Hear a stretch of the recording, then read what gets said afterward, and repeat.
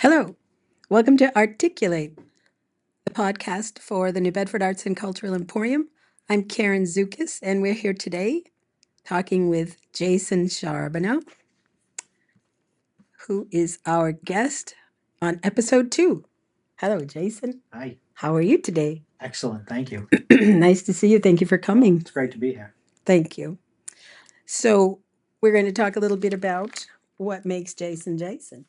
Okay. Well, tell me, Jason, where do you come from? I'm originally from New Bedford. I grew up around here, and now I live in Wareham. I have a place in Maine. I enjoy going there quite a bit. And yeah, The Great White North. And what do you do up in Maine? I like to snowmobile mostly up there. Really? Yeah, You like speed? I do. You like speed? Yeah. Cold speed? Cold speed, warm speed, any speed. Nice. So, how did you end up in this room today with us? You invited me here, remember? It's all coming to me now. Yep, Yes. yep. Yeah. And why? So, how are you affiliated with the New Bedford Arts and Cultural Emporium? I teach a few classes there. I do Cigar Box Guitar, which is this guy here. That's sweet. Is that your typical? Is that a typical looking guitar? Yeah, this is pretty typical for a cigar box guitar. This is a slide guitar. It's very similar to what we build in the class.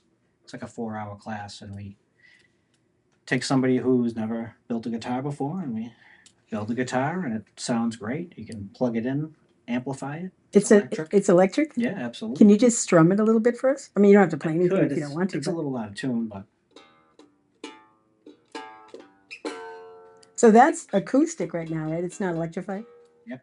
That's pretty amazing. So when it's electrified, it really sounds bold. I'm a better builder than a player. Oh well, I think you can play too. Yeah. Well, that's amazing. And you do this as well? Yep. This is some Chinese watercolor art, which is pretty fun. It goes back, I don't know, 6,000 years or something to that effect. But this is some calligraphy and, watercolor. So the original art was done with like an ink stick, and you would grind it onto a stone with some water, and it's a very, very Zen type of thing. What do you think makes it different from like Western watercolor? Well, the traditional Chinese watercolors is very slow compared to like if you just have all your inks ready to go, you can just quickly change from color to color. If you're grinding your ink stick on a stone, it takes much longer, so you have more time to like contemplate your next move. So it's very melodic, methodic. They're really beautiful. Yeah. Who inspires you? Like, what artist inspires you? I don't really have any particular artist that inspires me. I enjoy the like the compositions, and there's a bunch of different things you can do. Landscapes, yeah. Landscapes, things like that. Hokusai. You have your samurai, which is a good I don't know, a good place to start, I guess. Yeah, it's really striking, gorgeous. So this one's really very elegant. I believe that might be one of the first ones that I've ever done. I hate to admit it, but the calligraphy is fabricated, I believe, on that one. I didn't. So it doesn't really say anything. I don't believe it does. It could say like 2 chickens for $3, something like that. Yeah, if we're lucky, but it's more probably like chicken scratch. Yeah, well, that's all right. It looks good. Yeah. But I've seen many that you do that are. Oh yeah. You know what they say, or you can at least translate them. Right. Well, now I've figured out. I've got a couple of books, looked into it. Instead of just faking it, I actually do. The class is wonderful. The class that you teach over there is really wonderful. It's very interesting. People seem to enjoy it. Yeah, they really do. Yeah, and the products that they take home right away are just really professional looking. Yeah. Very sweet. Yeah. So you do the guitars and you do the Asian calligraphy, and what else do you do? We also do the Royal Game of which is a ancient game over 5,000 years old. They found an example of it in a tomb in Mesopotamia, the royal city of It was in the royal cemetery along with a bunch of other cool artifacts. And so I basically took the slate and made a reproduction of the game. So it's basically a two-player race game, and the goal is to get all 7 of your players across the board. And you use these pyramid-shaped dice to roll and make your moves.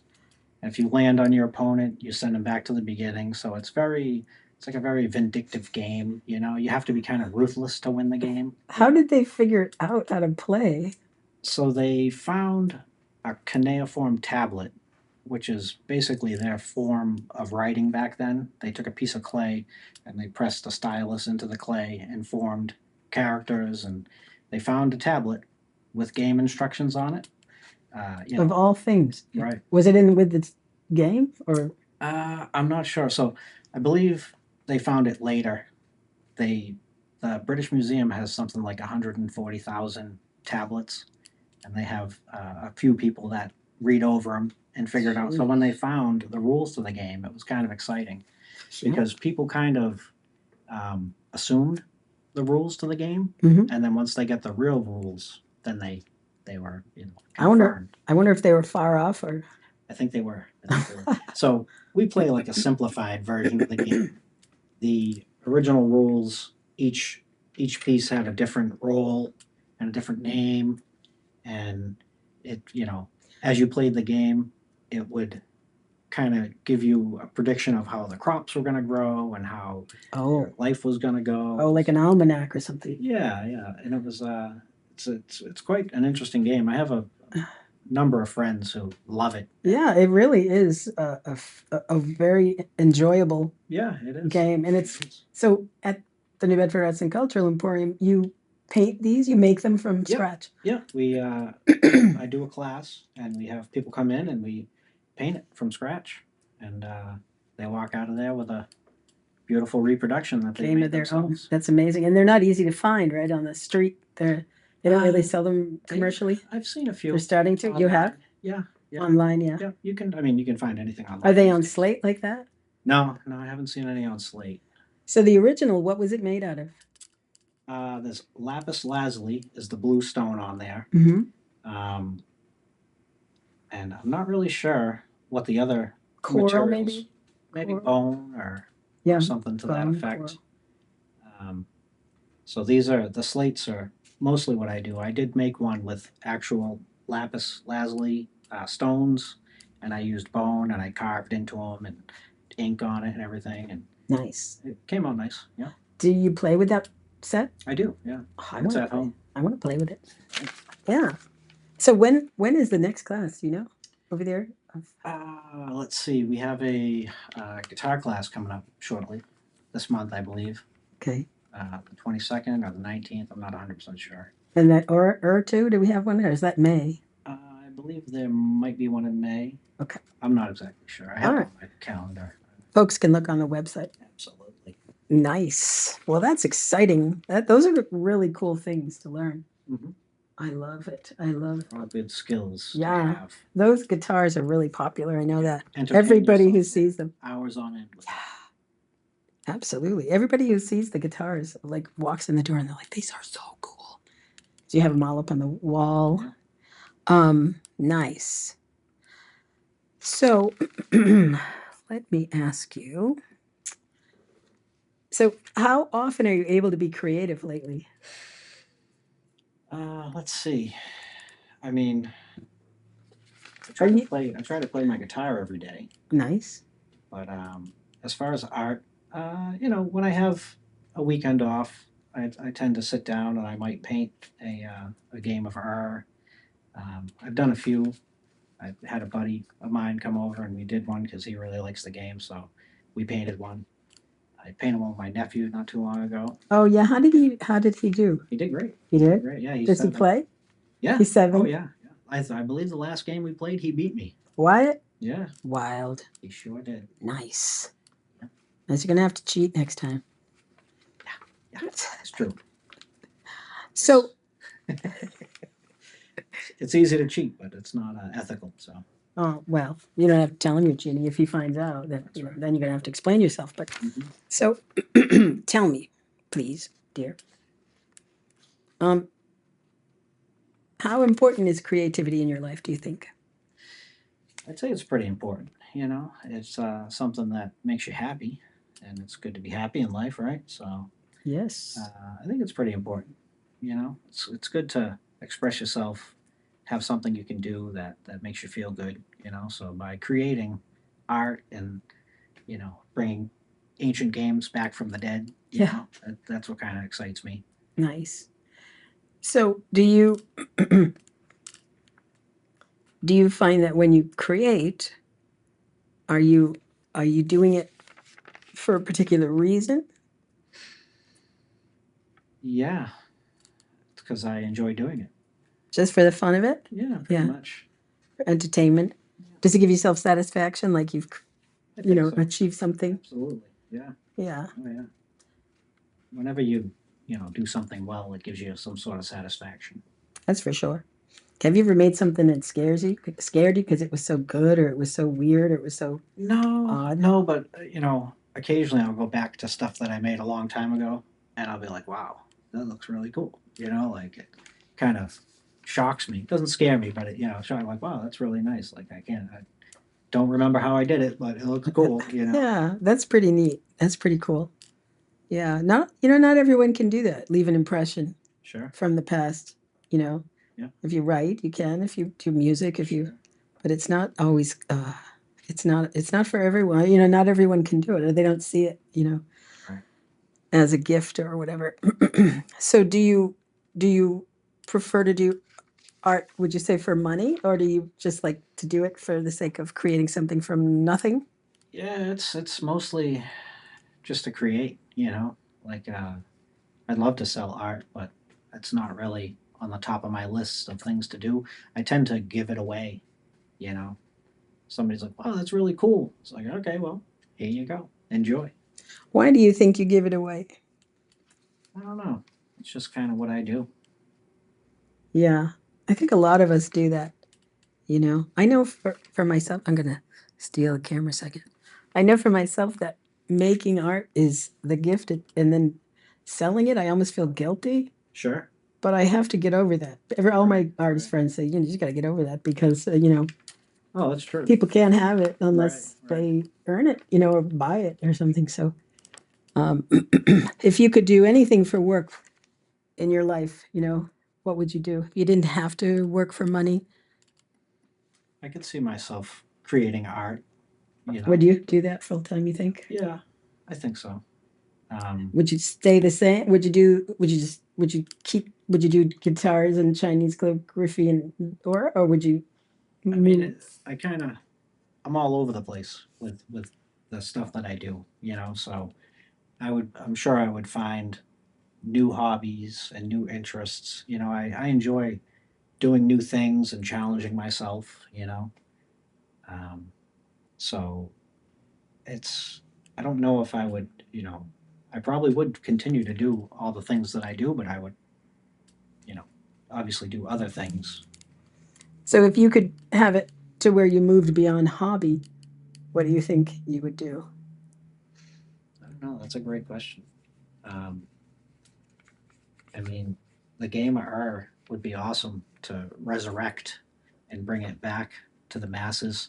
They say it was played for over 3,000 years before it kind of died out. Um, they say like backgammon kind of took over as the next big thing, and this kind of fell by the wayside. So I Kind of think like to checkers and chess. sure. I think to bring that back would be pretty cool. So if I could turn that into a career, that'd be cool. Mm. Hmm. You know. Let's see what we can do. So, are you able to be very creative lately, or is it sort of in between work? Yeah, I mean, I try to create as much as I can. Um, work is obviously tough because you get up early, you go do that, you're there all day, you get home, it's dinner time. That's hang out for a couple minutes and go to bed, do it all over again the next day. So it is tough to find time to do these things. I find you just have to commit to it. You say, okay, I'm going to make a guitar today, and that's what you do. But a Yeah. lot of times I'll be like, oh yeah, you know what? Today I'll make a guitar. I'll go out to the garage, and then I'll see something else, and I'll be like, all right, well, maybe I'll just do this instead. You know, or maybe I'll mow the lawn, rake the leaves. You know, so The it old is rabbit hole day. it is tough to to stay creative. What's your favorite thing? So, what's your go-to medium? You know, what do you like the most? Do you like painting or? Uh, yeah. So I don't know if I have a go-to medium. I use whatever whatever the medium is that I'm working on. You know, so if I'm doing watercolor, obviously I'm gonna be using watercolor, and if I'm doing this, it's acrylics. You know, so I can't say I have any particular medium that I gravitate towards. You know, it's more like whatever I'm doing is what I'm doing. You know, I can't say that. You know, like, You always want to do acrylics, or you always want to do. yeah, it's for me. It's whatever it is. It's whatever the art project might be. So, do you ever display your work anywhere, or I do have a couple displays over at the New Bedford Art and Cultural Emporium? Emporium. Yes, you do. They're beautiful displays. Yeah. You get a lot of compliments. So that's mostly where I display it. My living room is full of guitars and art that I've made. So I display it at home. Um, you know, but yeah, besides the studio, the home's Do the only you other place. you ever do wood carving, bird carving, or Yeah, yeah, I've yeah, done some wood carving. Absolutely. yeah? Yeah. Gonna have to revive that in you. Yeah, Over a at few the years ago, I was into like utensils. I started with spoons, then I went to forks and knives, and I've made some folding knives and sets of fork, spoon, knife, that sort of thing. out of wood. Out of wood, yeah. You use them in Maine. Yeah, they're up there just hanging out, Nice. shellac them and make them all shiny, look good. Really? Yeah, Can you use them after they're shellacked? you can, you can. And tell me what would your ideal day be like if you could just get up and do whatever you wanted on any given day? Well, I think the best day would be get up, cook some breakfast. You know, You like cooking? egg. Oh, I That's love. artistic. Yeah, I Yeah, love cooking. good. Eggs and bacon maybe for breakfast. Okay. Uh, Probably hit the trails, hop on my dirt bike and Go for rip break. around for a few hours, and come home and cry about how sore I am. It's worth it though, isn't it? Absolutely, yeah. Because you have to use everything. You have to use your body, Yeah. your mind, Yeah. your creativity. It's very like it frees you. You know, when you're out there riding, you're not thinking about anything but what you're doing, and it's just a lot of fun. You know, I like adventure. You know, snowmobiling, ATVs, dirt bikes. I have a couple of dual sport motorcycles, so on off road type of deal. You know, Do you ever mix the two? Like, is there any way? I wonder, right? If you could create with your bike, you know, like if you ever think about that, like, oh, yeah, like, create some art. Yeah, yeah, do some donuts or something. yeah, or more than that, you know, like Sure, all sorts of things. I wonder it's to think about do that. some cursive burnouts or something maybe. It's Yeah, possible. It's possible. yeah. That people do earth art, you know, Yeah. that like that. So, do you have any major projects in the work now? Like anything that you're working on that you? Nothing too major. No. Okay, No. just a lot of. You're Um, like a Renaissance man, so you well, do a lot of things. And right now I'm preparing for the race season. So okay, it'll be in 3 weeks. The first race starts. It's the New England Trail Riders Association, okay, NETRA. I do hair scrambles, which is racing your dirt bike through the woods, and it's like a 2 to 3 hour race. It's anywhere from 30 to 50 miles. Um, it's very intense. There's lots of rugged terrain, rocks and roots and mud, and dangerous. oh yeah, there's so I'm in the senior class, which is like 40 plus. But there's quite a few people. There's anywhere from 20 to 30 guys usually in that class, and there's up to 175 guys in the one race that I do. So there's. Do you think that riding and racing like that informs your art in any way? Like, do you feel like this is your safe space and that's your danger guy? You're like Clark Danger out there. No, I don't really see it as danger because I've been doing it for so long, and I try to ride as safe as possible. You know, I try not to ride too far outside of my comfort zone. I've been riding for 30 plus years, so I'm pretty comfortable with riding. It doesn't scare me at all. That's like a sound effect. Yeah. But no, I love riding. It's just to me, it doesn't seem dangerous. I mean, I fall off my bike pretty much every time I ride. Oh, I didn't know that. Oh yeah. I went down once. Yesterday, 2 days ago. 2 days ago, I rode. Mm. I went down once. It was just, there was like a, I don't know, 24-inch log or something I was going over. And what happened? I went over the log. I got a little out of shape, and there was a couple small pine trees. And I figured, I can just plow right through those. Well, there was a big pine tree. You couldn't see behind it. So I bounced off that, just fell over to the side. Usually the crashes aren't too intense unless you're at a high rate of speed, then they can be pretty vicious. But Well, I think that's amazing. you have to wear all the gear. I wear everything: boots, helmet, chest protector, gloves, goggles, long sleeves, knee pads. You got it all. You have to wear it. Yeah. Because at this, nearly 50 years old, if you hit the ground, you don't really bounce up like you used to when you were a kid.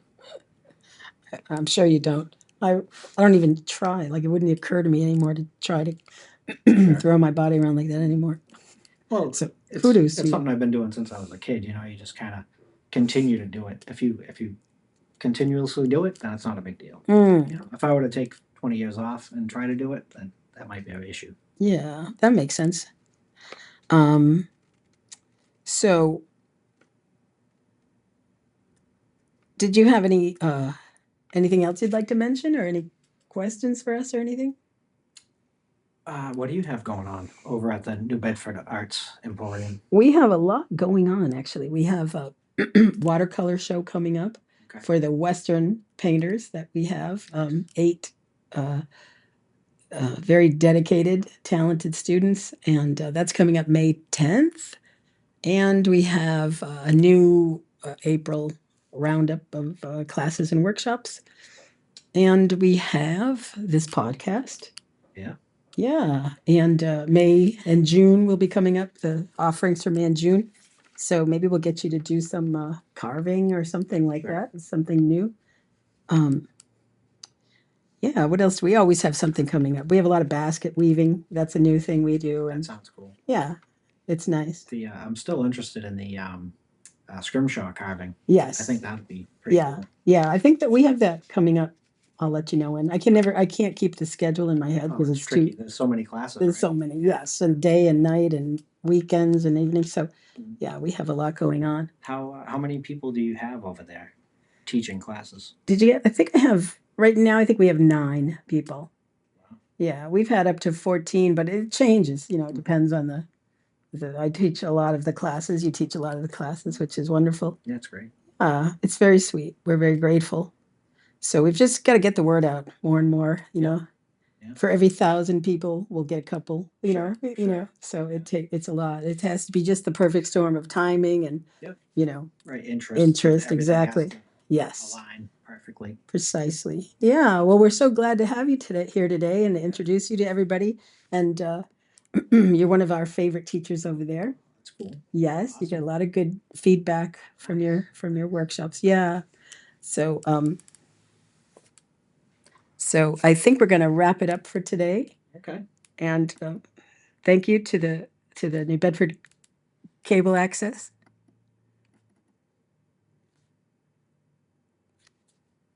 Sorry.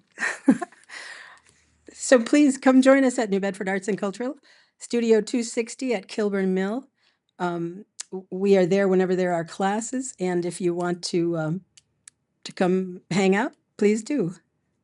So have a good week, and we hope to see you next month when we do this again. Thank you for joining us for Articulate, our podcast of the New Bedford Arts and Cultural Emporium. This is episode 2 with Jason Charbonneau.